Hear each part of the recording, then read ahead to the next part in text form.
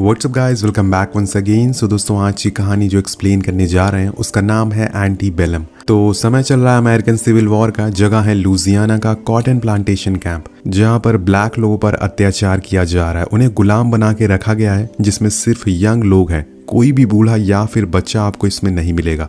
इन लोगों से दिन रात काम कराया जाता है, चाहे किसी भी हालत में क्यों ना हो। इनके बीच हम एली, उसकी वाइफ और एडन नाम की लड़कियों को भी देखते हैं। ये तीनों भागने का सोचते हैं, पर जैसे ही ये भागते हैं इन्हें पकड़ लिया जाता है और एली के सामने ही उसकी वाइफ को जान से मार दिया जाता है, जिसे वो पूरी तरह से टूट जाता है। लेकिन वो कुछ कर नहीं सकता क्योंकि वो एक गुलाम है। वहीं एडन को ये लोग उठाकर जनरल के पास ले जाते हैं, जो उसे बार बार कहता है कि अपना नाम बोलो, पर वो कुछ नहीं बोलती क्योंकि यहाँ पे किसी गुलाम को बिना परमिशन के बोलने की इजाज़त नहीं है। लेकिन जनरल कहता है कि वो बोले ताकि उसे चीखते हुए चिल्लाते हुए वो सुन सके। पर ऐसा ना करने पे वो एक जलते हुए रॉड उसकी कमर पर लगा देता है और फिर उसे बहुत मारता है और इसी हालत में छोड़कर चला जाता है। तो आप समझ गए होंगे कि यहाँ के गुलामों की क्या हालत है। एडन खिड़की से बाहर देखती है इसी उम्मीद में कि शायद उसे कोई मदद कर दे, पर उसी की तरह हजारों गुलाम के साथ हर रोज यही होता है और कोई भी उन्हें बचाने नहीं आता। अब अगले दिन हम गार्ड को देखते हैं जो फील्ड में गुलामों पर नजर रख रहा था, जिसमें से एक गुलाम किसी से बात करने लगता है और वो गार्ड उसे मार कर वहीं गिरा देता है क्योंकि इन्हें यहाँ बोलने की इजाज़त नहीं है। अब कुछ दिन ऐसे ही बीत जाते हैं। एडन के साथ हर दिन वो गोरे गलत काम करते थे। वो बस यही दुआ मांगती थी कि उसे किसी तरह से मौत आ जाए ताकि वो इन हालातों से आज़ादी पा सके। हम देखते हैं कि एक दिन नए गुलामों के ग्रुप को यहाँ लाया जाता है, जिसमें बहुत सी लड़कियाँ होती हैं। यहाँ हम प्लांटेशन की मालकिन एलिजाबेथ को भी देखते हैं, जो सभी लड़कियों को ध्यान से देख रही होती है और फिर अपने गार्ड को बुला के उन्हें पुराने गुलामों के साथ रहने को कहती है। और ऐसे ही एडन के पास एक जूलिया नाम की लड़की आती है। वो उसे बात करने की कोशिश करती है और बताती है कि वो नॉर्थ कैलिफोर्निया से है, उसे यहाँ जबरदस्ती लेकर आया गया है, वो बस यहाँ काम नहीं कर सकती है। अब वो तो यहाँ तक ये भी कह देती है कि हम दोनों यहाँ से भाग चलते हैं, बोलो तुम्हारा क्या प्लान है। तभी एडन चिल्लाते हुए कहती है कि तुम पागल हो गई हो, तुम्हें जो कहा गया है बस वही करो, अपना सर झुकाकर। तुम्हें क्या लगता है कि मैंने भागने की कोशिश नहीं करी?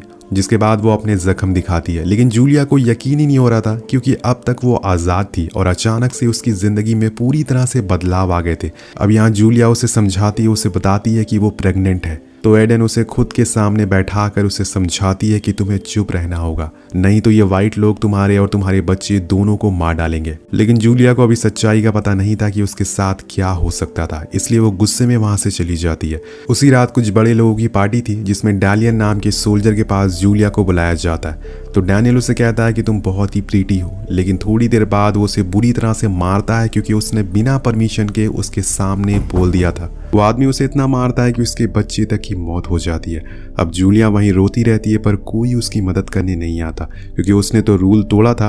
अब अगले दिन वो उसी हालत में काम करने जाती है क्योंकि उसके पास कोई ऑप्शन नहीं था। अब काम करते हुए उसे दर्द होना चालू हो जाता है और वो चीखती है और वहीं गिर जाती है। इसके बाद हम उसी गार्ड को देखते हैं। वो आकर एली के कानों में कहता है कि ओ, तो तुम अपनी वाइफ को मिस कर रहे हो, जाओ जाकर वो रूम साफ करो। एली जब उस रूम में जाता है तो उसे अपनी आंखों पर यकीन नहीं होता। उसके पैरों के नीचे उसकी वाइफ की एशेस थी, जिन्हें इन गोरों लोगों ने दफनाने की बजाय ही जला डाला था।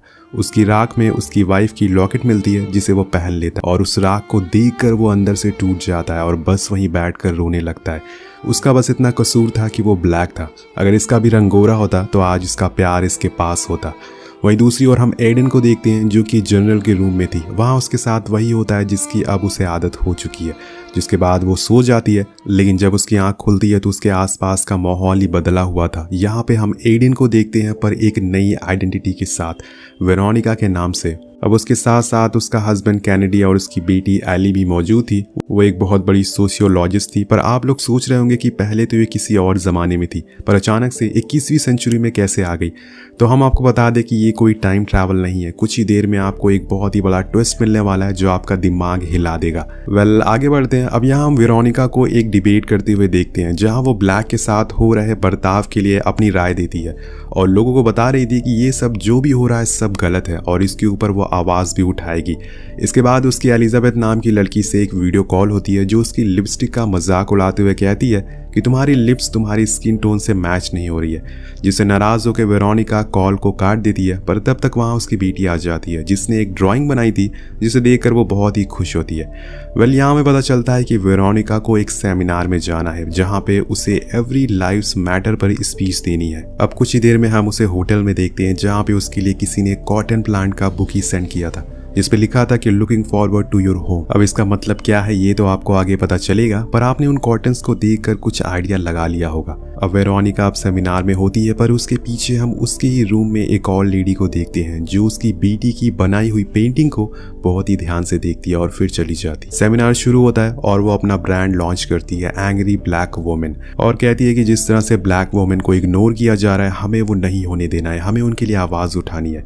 वेल, अब शो पूरा होने के बाद वो अपने रूम की तरफ बढ़ती है जहाँ पे हम उसके साथ लिफ्ट में एक बच्ची को देखते हैं जो उससे कहती है कि कुछ भूलना मत वरना तुम मुसीबत में पड़ सकती हो। वेल, क्या आप में से किसी ने इस बच्ची को पहचाना? ये वही बच्ची है जिसे हमने शुरुआत में देखा था कॉटन प्लांटेशन में एज ए एलिजाबेथ डॉटर के रूप में, जिसने जूलिया को उसका नाम दिया था। पर ये यहाँ क्या कर रही है? वेल, ये बस आपको कुछ ही देर में पता लग जाएगा। अब हम एक बार फिर से वेरोनिका पर आ जाते हैं जो अपने दोस्तों के साथ पार्टी पे जा रही थी। अब सारे एक रेस्टोरेंट में जाते हैं, पर यहाँ हमें एक अजीब सी चीज देखने को मिलती है कि 21वीं सेंचुरी में भी वेरोनिका और उसके दोस्तों को कॉर्नर वाली टेबल प्रोवाइड कराई जाती है, ना कि बीच वाली, क्योंकि वो लोग ब्लैक थे। अब पार्टी पे जाते टाइम वेरोनिका कैनेडी को थैंक यू का मैसेज करती है क्योंकि उसे लग रहा था कि वो कॉटन फ्लावर्स उसी ने भेजे थे, लेकिन वो उसे बताती है कि मैंने नहीं भेजे। अब वो इस बात पर ज्यादा ध्यान नहीं देती है कि वो फ्लावर्स किसने भेजे, लेकिन अगर फ्लावर उसने नहीं भेजे तो किसने भेजे।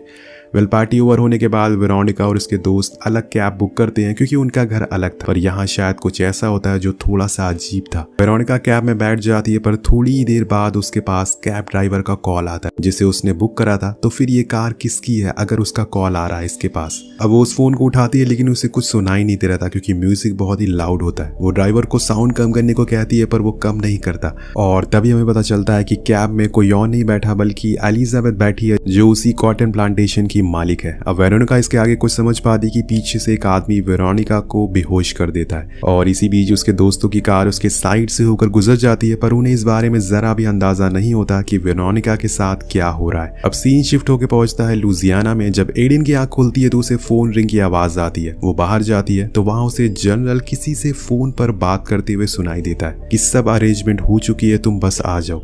हाँ, उसके हस्बैंड बच्चे और तुम वहाँ संभाल लो, मैं यहाँ उनको संभाल लूंगा। अब यहाँ एडन को समझ आ गया था कि उसे यहाँ असल में पिछले 7 हफ्तों से अगवा करके रखा गया था।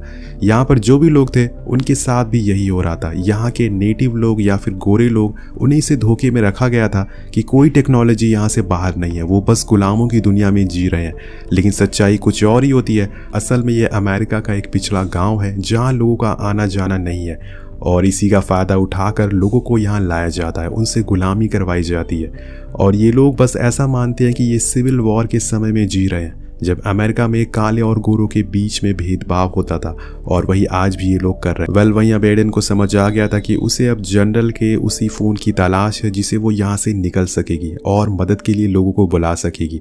पर ये होगा कैसे? उसने तो वो फोन बाहर ही छोड़ दिया है। अब जब वो अंदर आता है तो उसे लगता है कि एडन सो रही है, तो वो उसके पास जाकर कहता है कि तुम्हारा हस्बैंड तुम्हें कभी ढूंढ नहीं पाएगा और तुम हमेशा मेरे गुलाम बनकर रहोगी। अब नेक्स्ट डे एडन के दिमाग में बस रात वाली बात ही चल रही थी। वो किसी को बता भी नहीं सकती थी, वरना अगर किसी गार्ड को इस बारे में पता चल गया तो वो उसे गायब कर देंगे। पर इसी बीच हमें पता चलता है कि जूलिया काम करने नहीं आई है। अब गार्ड एडन को उसके रूम में जाकर चेक करने को कहता है। जब एडन वहां पहुंचती है तो उसके होश उड़ जाते हैं।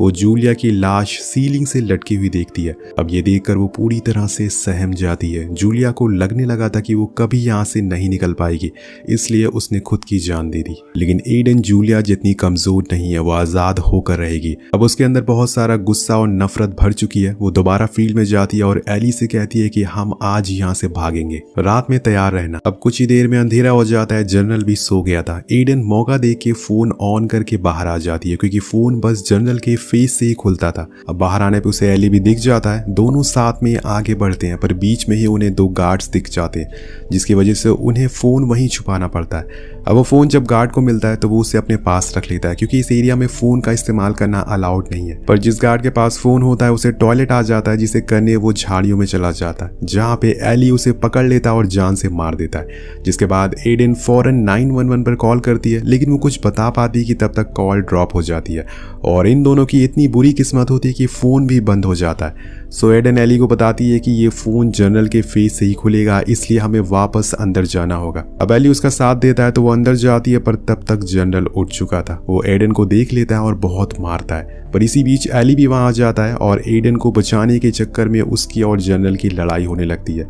और इस लड़ाई में बेचारा एली मारा जाता है। लेकिन एडन भागकर बाहर आ गई थी और उसके पीछे पीछे जनरल भी होता है। वो छुपके से उस पर हमला कर देती है, जिससे वो वहीं गिर जाता है, पर मरने से पहले वो उसका फोन अनलॉक कर लेती है। अब यहाँ वो इस बारी पुलिस को नहीं बल्कि सीधा अपने हस्बैंड कैनेडी को कॉल लगाती है। जब फोन उठाता है तो उसे तो यकीन ही नहीं होता, पर एडन कहती है कि मैं ठीक हूँ, मैं तुम्हें यहाँ का पिन दे रही हूँ, जल्दी से पुलिस को लेकर यहाँ पर आ जाओ। अब इसके बाद वो उसे अपनी लोकेशन सेंड कर देती है और जनरल का घोड़ा लेके जाने लगती है। लेकिन तब तक वहाँ एक और गार्ड आ जाता है और ये वही था जिसने एडन को किडनैप किया था। वो उसे झूठ बोलती है कि जनरल पता नहीं कैसे बट रूम में लॉक हो गया है, चलो जल्दी चलो। पर यहाँ वो उसे धोखे से उसी रूम में लॉक कर देती है और उसे जिंदा ही जला देती है। अब ये उसका बदला था जो गोरो ने उसके और एली के साथ किया था। इसके बाद वो अब एली के पास जाती है, पर तब तक उसने दम तोड़ दिया था। वो जनरल का घोड़ा लेके यहाँ से दूर जाती है, लेकिन देखते ही देखते उजाला भी होने लगता है, जिसकी वजह से एडन को घोड़े को भागने में आसानी हो रही थी। लेकिन तभी कुछ ही दूरी पे उसे एलिजाबेथ दिख जाती है जो अपने घोड़े से उसका पीछा कर रही थी। वो एडन को देख लेती है और अंधाधुंध गोलियां चलाने लगती है, पर एडन अपने घोड़े को आगे करके खुद कहीं छुप जाती है। और यहाँ एलिजाबेथ एक राज खोलती है कि उसके जितने भी गुलाम यहाँ काम करते हैं सबको उसने चुना है, लेकिन सिर्फ एक वही है जिसे उसके डैड ने चुना है, क्योंकि उसके अंदर एक आग है ब्लैक रेसिज्म को बंद करने की, जो मेरे डैड को बिल्कुल पसंद नहीं आई थी। और वो ये भी बताती है कि जिस आदमी से तुम डिबेट कर रही थी टीवी शो पर, वो कोई और नहीं बल्कि मेरे डैड थे। तुमने वहां उन्हें चुप करवा दिया, लेकिन अब यहाँ तुम नहीं बच पाओगे। अब ये सब सुनने के बाद एडन का गुस्सा बाहर आ जाता है। वो बड़ी चालाकी से एलिजाबेथ के गले में एक रस्सी अटका देती है, लेकिन एलिजाबेथ उसे हटा देती है। जिसके बाद उन दोनों में हाथापाई होना शुरू हो जाती है, जिसमें डैन की जीत होती है। जिसके बाद वो उसी रस्सी को अपने घोड़े से बांध लेती है और एलिजाबेथ को घसीटते हुए ले जाती है। ये उसका और उन लड़कियों का बदला था जिससे एलिजाबेथ ने उसकी आज़ादी छीनी थी। और आखिर में वो एक दीवार से उसे टकरा देती है, जिससे कि एलिजाबेथ की मौत हो जाती है। पर यहाँ भी एडन के लिए मुसीबतें कम नहीं हुई थी। आगे ढेर सारे गार्ड उसका इंतजार कर रहे थे, तार उस पर गोलियां चला रहे थे। अब यहाँ एक ऐसा सीन आता है जो सभी के रोंगटे खड़े कर देता है। एडन उन सभी को चीरते हुए वहां से बाहर निकलती है और तभी हम वहां पुलिस कार को देखते हैं, जिसे देखकर एडन रोने लगती है। अब वहां पर लोगों को, टूरिस्ट को पता ही नहीं था कि अमेरिका में ऐसा भी हो रहा है। सभी लोग पूरी तरह से शॉक हो जाते हैं और एडन की बहादुरी की वजह से सभी लोगों को बचा लिया जाता है। कहानी के आखिर में हमें पता चलता है कि जिस पार्क में ये सब चल रहा है वो असल में एक अमेरिकन सिविल वॉर पार्क है, जो कि टूरिस्ट स्पॉट था, लेकिन इस हादसे के बाद उसे पूरी तरह से खत्म कर दिया जाता है। इस कहानी से हमें एक चीज जरूर सीखनी चाहिए कि कुछ लोग अभी भी दुनिया में हैं जो जात पात और काले में भेद करते हैं। उन्हें अपनी सोच को बदलना चाहिए। आपको ये कहानी कैसे लगी नीचे कॉमेंट करके जरूर बताएगा। मिलते हैं आपसे अगली वीडियो में। Thank you so much watching. Peace out.